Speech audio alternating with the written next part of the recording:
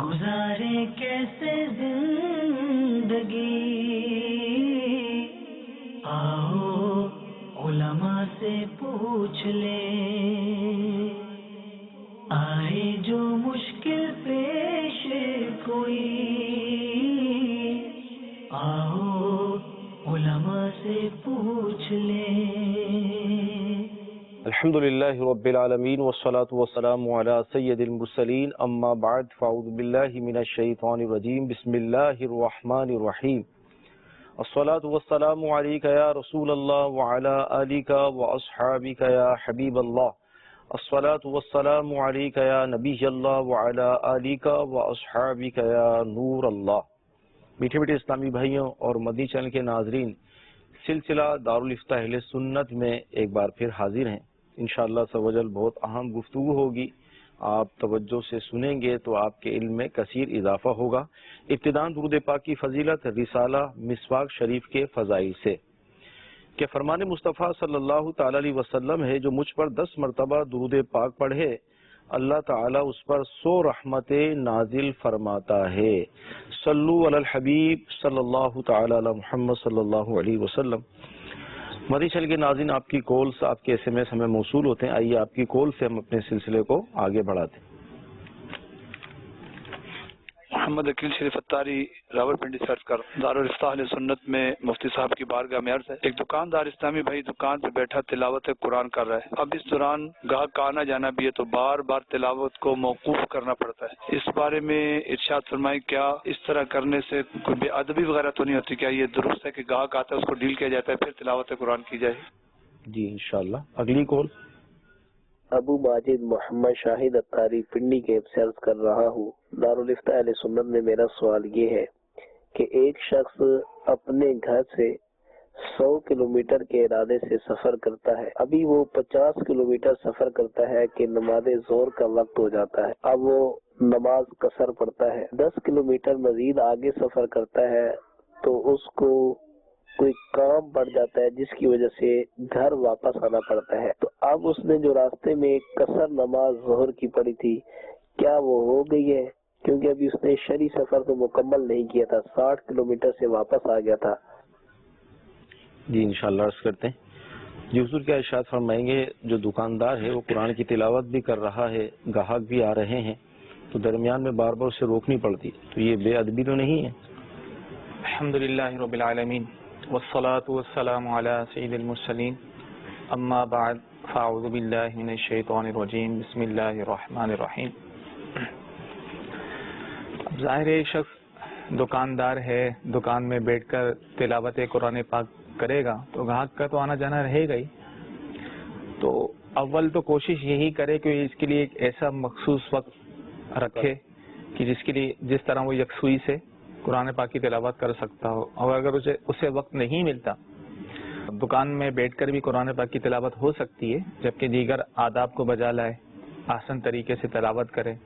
اور تلاوت کے دوران جو ہے اگر کوئی گاہک آ جاتا ہے، کوئی اس سے کلام کرتا ہے، دنیاوی کلام کرتا ہے، تو اس میں پھر بہتر یہ ہے کہ ٹھیک ہے قرآن پاک جہاں تلاوت کر رہا ہے وہاں موقوف کر دے، پھر کلام کر کے وہ کام کر کر جو ہے پھر جب دوبارہ قرآن پاک کی تلاوت کرے تو بہتر یہی ہے کہ اعوذ باللہ اور بسم اللہ دوبارہ سے پڑھے۔ تو اس طرح ان احتیاطوں کے ساتھ اگر وہ کرے گا تو بے ادبی نہیں ہوگی۔ بعض اوقات ایسا ہوتا ہے کہ تلاوت چل رہی ہوتی ہے لیکن بعض دکانداروں کی لینگویج ایسی ہوتی ہے، بعض اوقات فوش کلامی بھی ہو جاتی ہے، اس طرح کے کلمات ہو جاتے ہیں، تو پھر یہ بے ادبی کا باعث بنے گا۔ یعنی گفتگو جو ہے وہ اس انداز سے ہو، مہذب طریقے سے گفتگو کریں۔ وہ تو ویسے بھی غیر مہذب طریقے سے نہیں کرنا چاہیے، لیکن جب قرآن پاک آپ تلاوت کر رہے ہیں اور موقوف کر کے پھر آپ نے وہ اس طرح کی گفتگو شروع کر دی تو یہ درست نہیں ہے۔ ضرورتاً کام پڑ رہا ہے، کسی سے کلام کرنا پڑ رہا ہے تو تلاوت کو موقوف کر کے وہ کام کیا جا سکتا ہے اور پھر دوبارہ تلاوت قرآن پاک وہیں سے شروع کی جا سکتی ہے اور پھر دوبارہ اعوذ باللہ اور بسم اللہ سے شروع کیا جائے۔ ٹھیک۔ ویسے جس طرح کے حالات ہیں اس وقت، یعنی دیکھا جائے تو یہ بہت ہی اچھی بات ہے، قرآن کی تلاوت یہ کر رہے ہیں، درمیان میں اپنا کام بھی کر رہے ہیں، ورنہ فی زمانہ ہم دیکھتے ہیں کہ ایک تعداد ہے وہ ریکارڈنگ، گانے اور اس طرح کے سلسلے چل رہے ہوتے ہیں، لیکن آداب کو ملحوظ رکھے وہ یہ سارا سلسلہ کرتے رہیں۔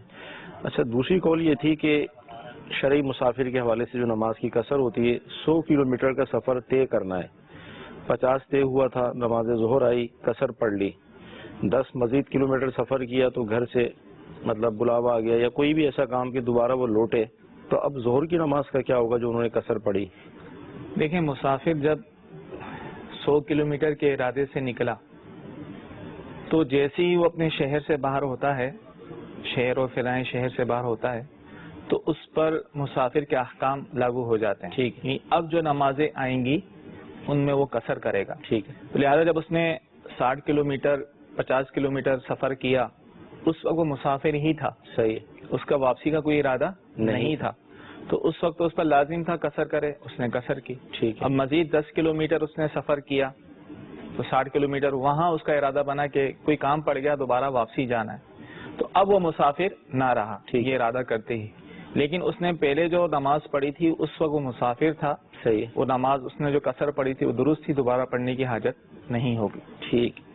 مدی شہر کے ناظرین، شرعی مسافر کی جو صورت تھی مفتی صاحب نے اس کو بیان کر دیا. آئیے مزید آپ کی کالز کو ہم لیتے ہیں. میری عمر زیادہ ہو گئی ہے، کوئی 70 کے قریب میری عمر ہو گئی ہے، تو ساری نمازیں میں تھک جاتا ہوں، تو کوئی تھوڑا سا بھی چلنا پھرنا ہوتا ہے یا کوئی کام ہوتا ہے تو تھک جاتا ہوں، ساری نمازیں مجھ سے پڑھی نہیں جاتی، تو میں کیا کروں؟ جی اگلی کال. اور جیسے پیش امام کی جو نماز پڑھا تھا اس کی نیت کیا ہونی چاہیے؟ جی یہ بھی ایک مسئلہ ہے، انشاءاللہ بھی جواب ملے گا آپ کو. 70 سال عمر ہو گئی ہے، نماز پڑھی نہیں جاتی، تھک جاتے ہیں، تو کوئی ہے آسانی ہے کوئی؟ دیکھیں نماز تو معاف نہیں ہے. ٹھیک ہے. ابھی کہتے ہیں انہیں کوئی کام کرنا پڑتا ہے یا چلنا پڑتا ہے، تو اس کام میں وہ تھوڑی تخفیف لے کر آئیں. جس وجہ سے ان کو تھکاوٹ ہو جاتی ہے وہ کام میں تخفیف لے کر آئیں. وہ کام ایسے کام نہ کریں کہ جس کی وجہ سے جو ہے وہ جو فرض نماز ہے، عبادت ہے، ان پر فرض ہے وہ نہ ہو سکے. نماز تو بہر صورت پڑھنی ہوگی، بلکہ اب یہاں ہے کہ کھڑے ہو کے نہیں پڑھ سکتے تو بیٹھ کر تو لیٹ کر، یعنی اپنی شرائط کے ساتھ، تو جس طرح بھی ممکن ہو انہیں نماز ادا کرنی ہوگی. یعنی تھک جاتے ہیں، کام کاج کی وجہ سے نماز نہیں پڑھی جاتی، یہ عذر قابل قبول نہیں ہے، نماز پڑھنی ہی ہوگی. ٹھیک. امام میں جو مسجد ہوتے ہیں، پیش امام جس کو ہم بناتے ہیں، وہ کیا نیت، ان کی نیت کیا ہوتی ہے؟ دیکھیں جس طرح مقتدی جو ہوتا ہے اس کے لیے تو اگر جماعت سے وہ نماز پڑھ رہا ہے تو امام کی اقتداء کی نیت کرے گا. اقتداء کی نیت کرنا یہ تو شرط ہے مقتدی کے لیے، لیکن مقتدی کی نماز درست ہونے کے لیے یہ ضروری نہیں ہے کہ امام بھی امامت کی نیت کرے. صحیح. بلکہ یہاں تک فقہا نے لکھا ہے کہ اگر امام یہ نیت کرتا ہے کہ فلاں جو شخص ہے نا میں اس کی امامت نہیں کر رہا، صحیح، لیکن اس نے اس کی اقتداء کی نیت کر لی تو اس کی نماز ہو جائے گی. تو اس کی نماز درست ہونے کے لیے، مقتدیوں کی نماز درست ہونے کے لیے امام کا نیت امامت کرنا یہ ضروری نہیں ہے. لیکن اگر وہ نیت نہیں کرے گا امامت کی تو اسے جماعت کا ثواب نہیں ملے گا. ٹھیک ہے. تو لہذا ثواب حاصل کرنے کے لیے اسے نیت کر لینا چاہیے. ٹھیک. اگر پیشتر نیت نہ کر سکا تو دوران شرکت بھی، یعنی مقتدیوں کی شرکت ہوئی تو اس وقت بھی نیت کر سکتا ہے. ٹھیک ہے. تو ثواب پانے کے لیے تو نیت وہ کرے، لیکن یہ ضروری نہیں ہے، شرط نہیں ہے کہ اگر وہ نیت نہیں کرتا امامت کی تو مقتدیوں کی نماز نہیں ہوگی، ایسا نہیں. اچھا، ابھی جو یہ کال تھی ہماری عمر رسیدہ جو 70 سالہ بزرگ تھے، نماز تو پڑھیں، دوران نماز بھی بعض اوقات تھکن سی محسوس ہوتی ہے، تو کیا ایسا ہو سکتا ہے کہ مثلا 4 فرائض تو انہوں نے کھڑے ہو کر پڑھے، اب بقیہ نماز بیٹھ کر پڑھ لیں؟ دیکھیں جس نماز میں قیام فرض ہے، جیسے فرض، وتر اور سنت فجر، ٹھیک، ان میں قیام کھڑا ہونا یہ فرض ہے. ٹھیک. تو جن نمازوں میں قیام فرض ہے تو اس میں کھڑے ہو کر ہی پڑھنا ہوگا. ٹھیک. اور جن میں فرض نہیں ہے جیسے نوافل وغیرہ ہو گئے تو ان میں بیٹھ کے بھی پڑھ سکتے ہیں. صحیح. تو اب جن نمازوں میں قیام فرض ہے اب وہ کھڑے ہو کر تو نماز شروع کی انہوں نے، تو اب دوران نماز ایسی کیفیت ہو گئی اب وہ کھڑے نہیں ہو سکتے. صحیح. تو پھر جتنا ممکن ہو وہ کریں، کھڑے ہو سکتے پھر بیٹھ کر بھی نماز پڑھ سکتے ہیں. بقیہ رکعات اب وہ کھڑے ہونے کی ان کی قدرت ہی نہیں ہے. صحیح. تو اس صورت میں بیٹھ کر نماز انہیں پڑھنی ہوگی. لیکن اگر کھڑے ہونے کی قدرت ہے تو پھر بیٹھ کے نماز پڑھیں گے تو نماز نہیں ہوگی. وہ نمازیں جن میں قیام فرض ہو. ٹھیک. جی مزید کالز. السلام हमारा शादी हुए 20 साल हो चुका है और उसके बाद में हमने महर का जो पैसा देना था वो औरत को दे नहीं पाए और प्लस हजरत वो जो पहले 7,000 रुपया महर बना था आज से 20 साल, तो क्या उसका मुआवजा हम उनको बढ़ा के जैसे 7,000 रुपया तोला पहले सोना था और 20 साल हो गया, तो क्या हमको 20 तोला सोना देना पड़ेगा या 7,000 रुपया में हमारा काम बन जाए? जी अगली कॉल। अजान हो रही हो उससे पहले कोई जो भाई कुरान शरीफ पढ़ रहे हो तो क्या अजान का जवाब देने के लिए कुरान शरीफ पढ़ना बंद कर दें या कुरान शरीफ पढ़ते रहें? और अजान एक आजकल हो रहे स्पीकरों में साथ वाली मस्जिद से आ रही है और बाकी भी जो आसपास की मस्जिद वहां से भी आ रही है, तो किस अजान का जवाब देना लाजमी है? शादी को तकरीबन 20 साल हो गए, मेहर के हवाले से था सोना गालिबन 7,000 रुपये मेहर था, तो अब ये कह रहे हैं कि उस वक्त 7,000 रुपये तोला था तो अब हम उसी तोले के हिसाब से देना पड़ेगा। नहीं 7,000 रुपये तोला सोना था। ठीक, तो इसमें यह है कि देखें 7,000 रुपये अगर मेहर रखा गया था तो ये मेहर इतना है कि जो शरई तौर पे कम से कम मेहर शरीयत ने बयान किया है वो है 10 दिरहम। सही, 10 दिरहम होते हैं 2 तोला 7.5 माशा चांदी है उसकी कीमत। ठीक है, ये कम से कम मेहर, इससे कम नहीं हो सकता, इससे ज्यादा जितना भी हो।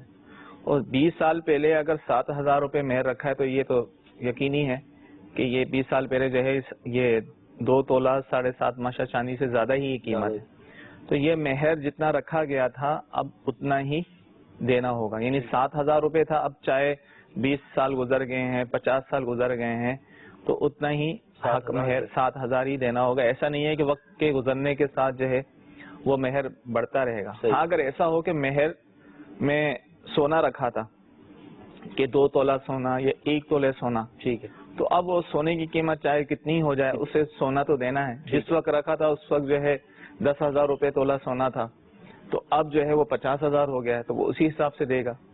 तो लेकिन अगर रकम की सूरत में था जैसे 7,000 रुपये इन्होंने कहा तो 7,000 रुपये ही हक मेहर देना होगा। और कभी ऐसा हो कि 10 दिरहम से कम मेहर रखा जाए, सही है, तो अब ये देखा जाएगा कि जिस वक्त इनकी शादी हुई थी उस वक्त जो कीमत मेहर रखी गई है उस वक्त उसकी कीमत 10 दिरहम के बराबर थी या नहीं थी। अगर बिल्कुल 10 दिरहम के बराबर नहीं थी तो अब जो है वो 10 दिरहम के बराबर जो कीमत बनती है वो अदा करनी होगी। ठीक, अजान शुरू हुई और अजान से पहले कुरान की तिलावत कर रहे हैं या जिक्र व अस्कार कर रहे हैं, दुरूद पाक पढ़ लें, तो अब क्या करें, वो इसको जारी रखें या अजान का जवाब दें? एक तो ये, दूसरा ये है कि आजकल ज़ाहिर स्पीकर्स का ज़माना है, मुख्तलिफ आवाज़ें आ रही होती हैं, तो हम किस अजान का जवाब देंगे? देखें, जब अजान हो रही हो तो हुक्म यह है कि अजान का जवाब दिया जाए, लेकिन जबान से अजान का जवाब देना ये मुस्तहब है। ठीक, अब फुकाहा किराम ने ये लिखा है कि जब अजान हो रही हो तो हर किस्म का काम मौकूफ कर दिया जाए। ठीक, हत्ता के कुरान पाक की तिलावत भी कोई कर रहा हो तो वो भी मौकूफ कर दे और गौर से अजान सुने और फिर अजान का जवाब दे, तो ये मुस्तहब है। अब इन्होंने कहा कि अब कई अजानें हो रही होती हैं, तो अगर एक अजान का, पहली अजान का ही जवाब उन्होंने दे दिया है तो उसके बाद अब मजीद जितने भी अजानें होती रहें उनके जवाब देने की इनको हाजत नहीं है, वो अपनी तिलावत कुरान पाक जो है वो जारी रख सकते हैं। मज़ीद चल के नाज़रीन, अजान जो है इसका जो जवाब दिया जाता है, बास हो सकता है बास के जहन में ये आए कि अजान का जवाब क्या होता है। जिस तरह सलाम का जवाब है तो क्या अजान का भी कोई मखसूस जवाब होगा? तो आपकी आसानी के लिए अर्ज ये है कि जो मुअज्जिन अजान देते हैं वो जो कलीमात अदा करते हैं यही इसका जवाब भी है। यानी उन्होंने कहा अल्लाहु अकबर, तो आप भी अदा कर दें तो ये अजान का जवाब होगा। मजीद इसके अंदर और भी तफसील है, तो अमीर सुन्नत का एक रिसाला है फैज़ान अजान, इस रिसाले को अगर आप हासिल कर लेंगे तो इंशाअल्लाह अज़्ज़ व जल मजीद अजान के हवाले से अहकाम भी पता चल जाएंगे और इसमें जो सवाब है, यानी हर कलीमे में एक मर्द अगर अजान के एक कलीमे का जवाब देगा तो हर कलीमे के एवज उसे 2 लाख नेकियां मिलेंगी, इतना अजर है। तो मजीद इस रिसाले का आप मुताला कर लेंगे तो मजीद आपको मालूमात हासिल हो जाएगी। जी मजीद कॉल्स। मेरे आदमी की लिस्ट है, उसमें 300 रुपया लिया जाता है एक आदमी से, कुरानदाजी से की जाती है उम्र का टिकट के लिए, तो ऐसा करना जायज है? जी अगली कॉल। میرا نام محمد عرفان ہے، میں دبئی سے بات کر رہا ہوں۔ مسواک کون سے درخت کی کرنی چاہیے؟ برائے مہربانی اس کا جواب آپ بتا دیں۔ 300 روپے فی کس جمع کیے جاتے ہیں اور غالباً پھر عمرے کا ٹکٹ نکلتا ہے۔ کیا فرماتے ہیں؟ انہوں نے کہا کہ 90 آدمی ہیں، 300 روپے جمع کرتے ہیں، پھر عمرے کا ٹکٹ نکلتا ہے، اس پہ عمرے پہ بھیجا جاتا ہے۔ تو یہ تو جوئے والی صورت ہے۔ ان کے سوال سے تو ظاہر یہی ہے، اب ظاہر ہے جس کا نام قرآن اندازی میں نہیں نکلا اس سے 300 روپے تو واپسی نہیں کیے جائیں گے۔ 300 روپے جمع کر کے جتنی بھی رقم بنتی ہے وہ اس کو دے دی جائے گی۔ تو یہ جوئے والی صورت ہے کہ اپنا مال ضائع ہو رہا ہے، ٹھیک ہے نا، صحیح، کہ مال کو خطرے میں ڈال رہا ہے کہ اگر قرآن اندازی میں نام نکل گیا تو کثیر مال مل جائے گا، نہیں نکلا نام تو اس صورت میں اس کی رقم ڈوب جائے گی۔ تو یہ جوا ہے اور اس کو قرآن میں ناپاک اور شیطان کا فعل کہا گیا۔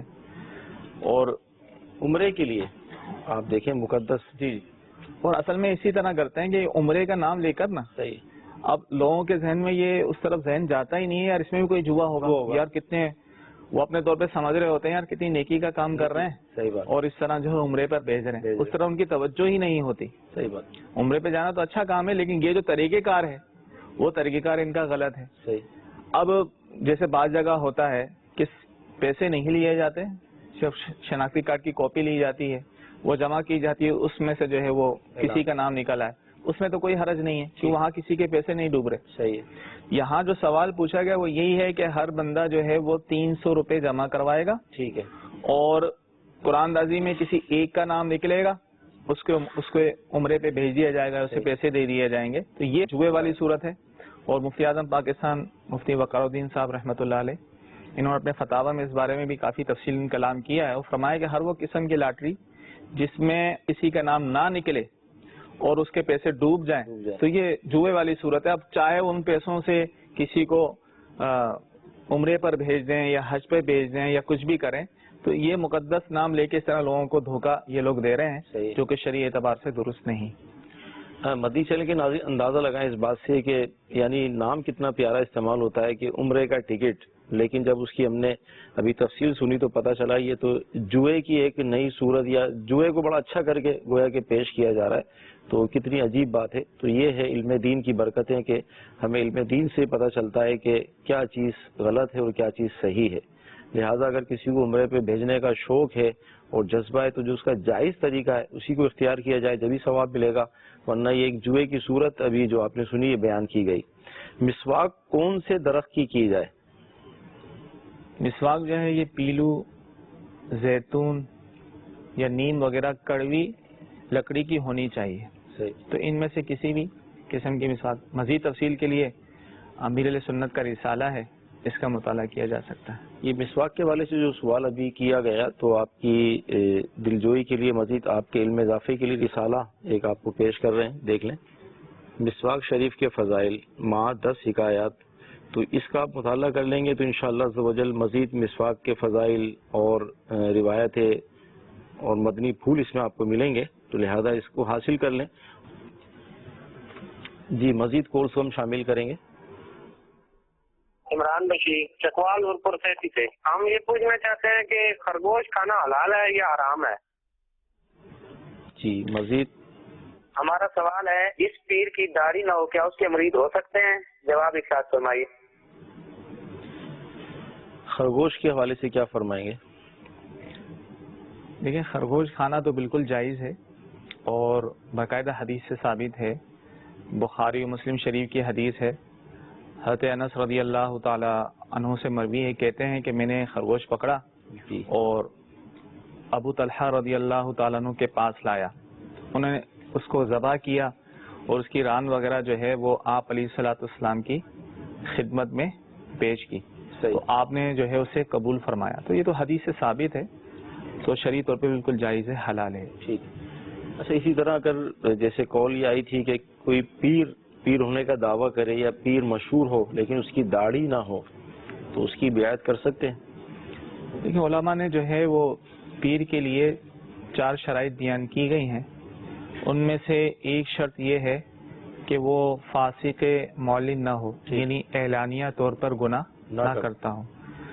تو وہ شخص کیونکہ داڑھی کا رکھنا یہ واجب ہے، اب کوئی شخص جو ہے داڑھی منڈا ہو صحیح تو داڑھی کٹاتا ہو حد شرع سے کم تو وہ فاسق مولین کہلائے گا. ٹھیک ہے. تو اب اس کی بیعت کرنا، کیونکہ بیعت کی تو اس کی تعظیم ہوگی اور فاسق کی تعظیم جو ہے وہ جائز نہیں ہے.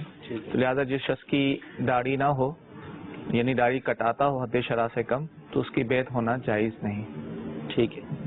اچھا ابھی جوئے کے حوالے سے جس طرح آپ نے یہ عمرے کا جو ٹکٹ تھا 300 روپے ہر ایک جمع کرایا پھر آخر میں، تو ہمارے معاشرے میں جوئے کے حوالے سے ایسا لگتا ہے کہ ایک تعداد کو پتہ ہی نہیں. جیسے بعض نوجوان لڑکے کرکٹ کھیلتے ہیں آپس میں تو اس کے اندر یہ ہوتا ہے کہ جو ہارے گا وہ جیتنے والے کو کھانا کھلائے گا مثال کے طور پہ. اسی طرح کیرم کھیلتے ہیں یا ڈبو کھیلتے ہیں، مختلف کھیل ہمارے معاشرے کے اندر رائج ہیں اور اس میں طے یہ ہوتا ہے کہ جو ہارے گا وہ جو مالی کی دکان ہے جس کا ہم ڈبو استعمال کر رہے ہیں اس کو وہ پیمنٹ کرے گا. تو کیا فرمائیں گے یہ کون سی صورتیں ہیں؟ دیکھیں یہاں بھی وہی صورت ہے کہ دونوں طرف سے شرط ہوتی ہے. صحیح. اور جو بھی ہارے گا وہ پیسے دے گا. صحیح. ٹھیک ہے، بالکل جوئے والی صورت ہے. اور اسی اب تو طرح طرح کے آگے موبائل کے اندر بھی اس طرح کے آتے ہیں کہ آپ اس سوال کا جواب دیں. صحیح. آپ کا قرآن اندازی میں آپ کا نام آئے گا. صحیح. اور اتنے آپ کے اور 10 روپے یا اتنے روپے آپ کے پیسے کٹ جائیں گے. تو یہ بھی جائز نہیں ہے. صحیح. تو اسی طرح بہت ساری صورتیں ہمارے معاشرے میں رائج ہو چکی ہیں جس کو ہم بالکل معمولی سمجھ رہے ہوتے ہیں، حالانکہ سود اور جوئے میں ہم جو ہے اس معاملے میں پڑھ رہے ہوتے ہیں. صحیح. اسی طرح موبائل والوں نے ایک اکاؤنٹ نکالا ہے کہ آپ اپنے اکاؤنٹ میں اتنے پیسے جمع کریں گے 1000 روپے یا 2000 روپے تو اس پر جو ہے آپ کو فری منٹس ملیں گے. یہ ملے گا.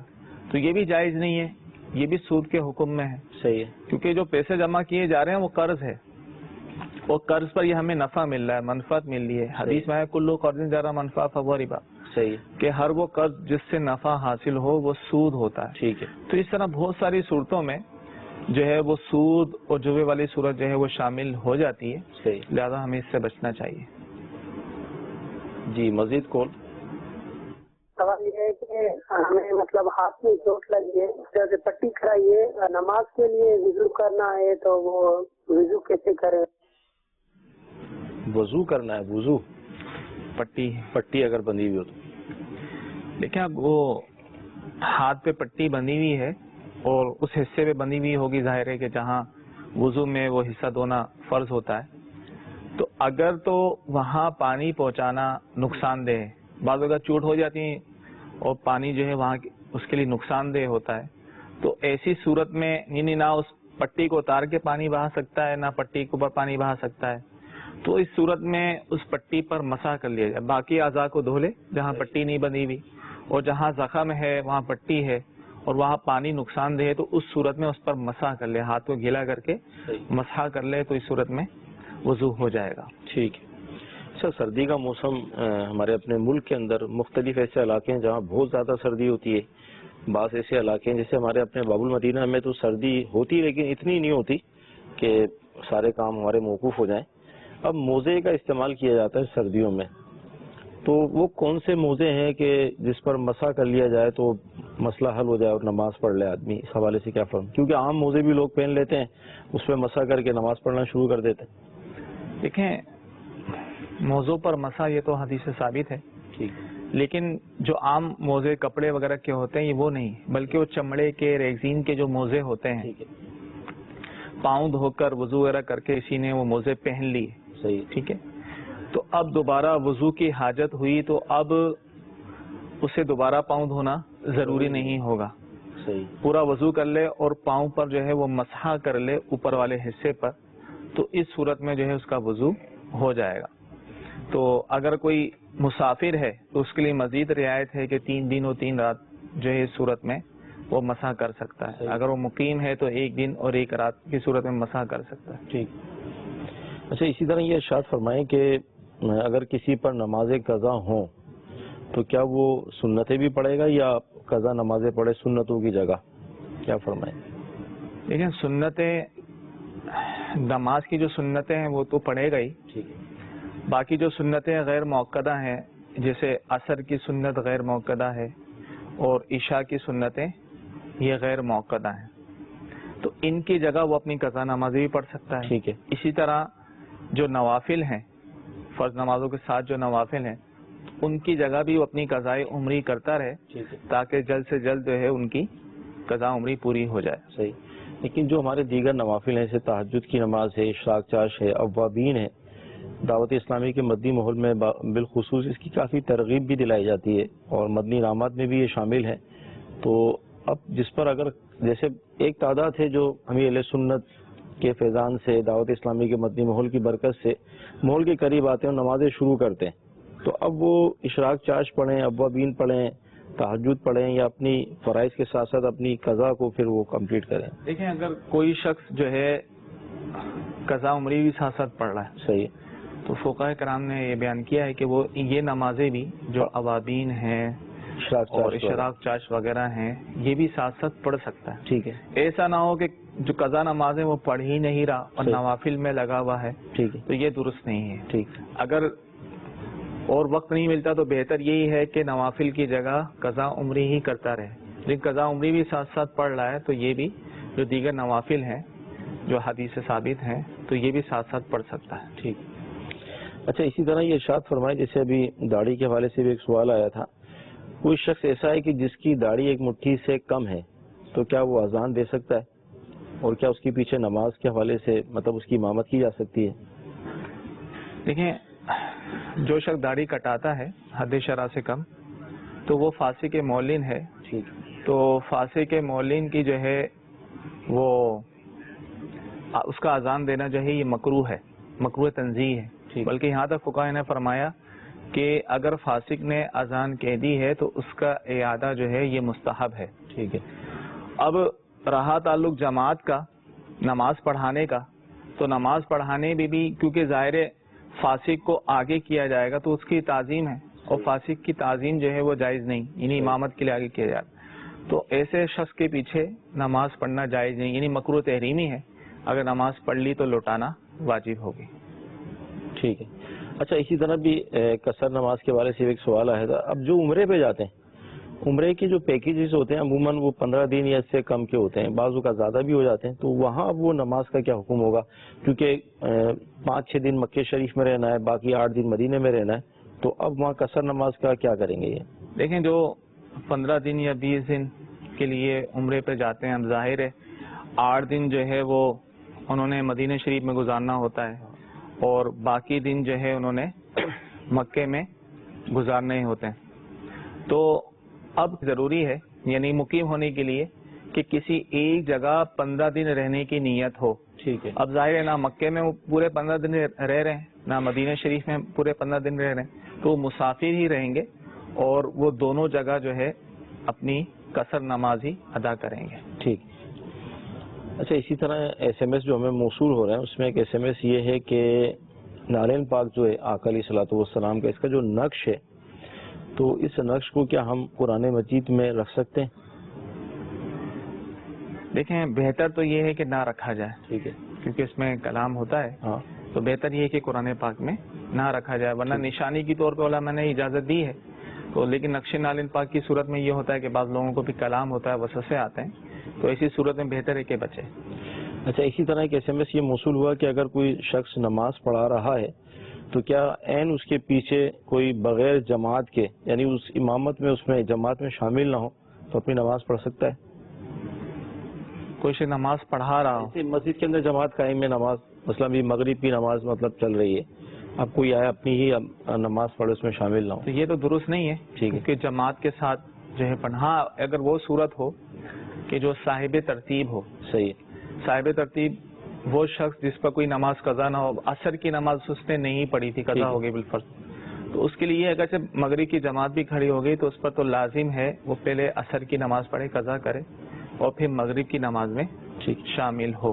اور اگر کوئی ویسی ہی اپنی طور پہ جماعت اولیٰ کے علاوہ جماعت ثانیہ وغیرہ کرا رہے ہوتے ہیں تو اس میں حرج نہیں ہے، کوئی ان کے پیچھے اپنی نماز پڑھ رہا ہو، ٹھیک ہے، حرج نہیں. لیکن ساتھ میں یہ بھی ہے کہ وہ سترا وغیرہ رکھے تاکہ اس کے آگے سے گزرنے کے حوالے سے نہ ہو.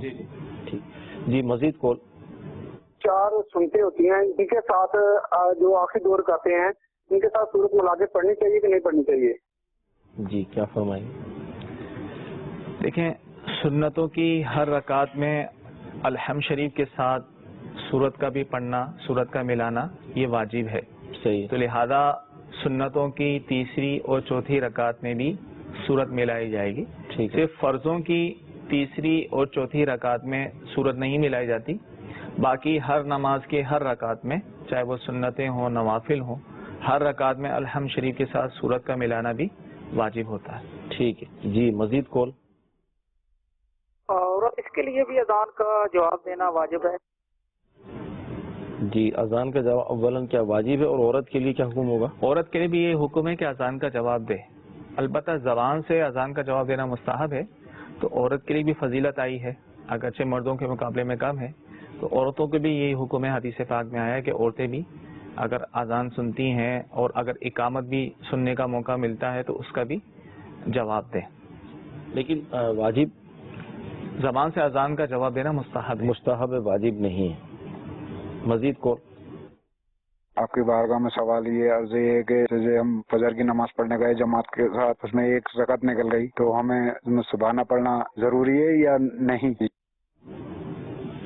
کہ ثنا پڑھنا ضروری ہے اگر رکعت نکل گئی اور شامل ہوئے. سبحانک اللہم. ہند جماعت میں شامل ہوگا اس میں پوچھ رہے ہیں. لیکن اگر دوسری رکعت میں شامل ہو رہے ہیں تو ظاہر امام تو قرات کر رہے ہوں گے، ٹھیک ہے، تو اللہ اکبر کہہ کر یہ شامل ہو جائیں گے، اس وقت ثنا نہیں پڑھیں گے. ٹھیک ہے. پھر جب امام سے سلام پھیر دیں گے، جب اپنی رکعت پڑھنے کے لیے کھڑے ہوں گے تو اس میں یہ ثنا پڑھیں گے. ثنا پڑھنا یہ سنت ہے. ٹھیک. میت کو منتقل کرنا دفنانے کے بعد یہ جائز نہیں ہے. ٹھیک. دفنانے کے بعد جو ہے بلا شرعی عذر کے، اور آج کل جس طرح کے معاملات ہوتے ہیں کہ امانتاً کہیں دفنا دیا جاتا ہے اور پھر جو ہے بعد میں کسی اور جگہ منتقل کر دیا جاتا ہے، تو یہ شرعی طور پہ جائز نہیں. ٹھیک.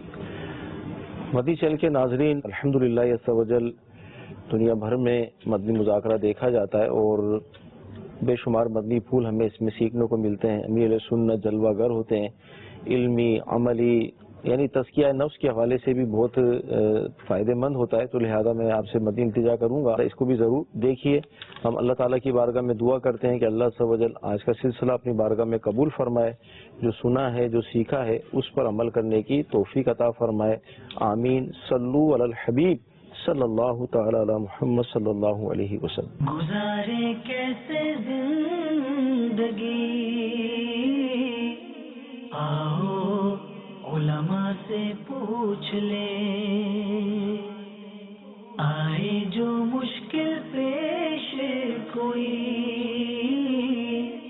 آؤ علماء سے پوچھ لیں.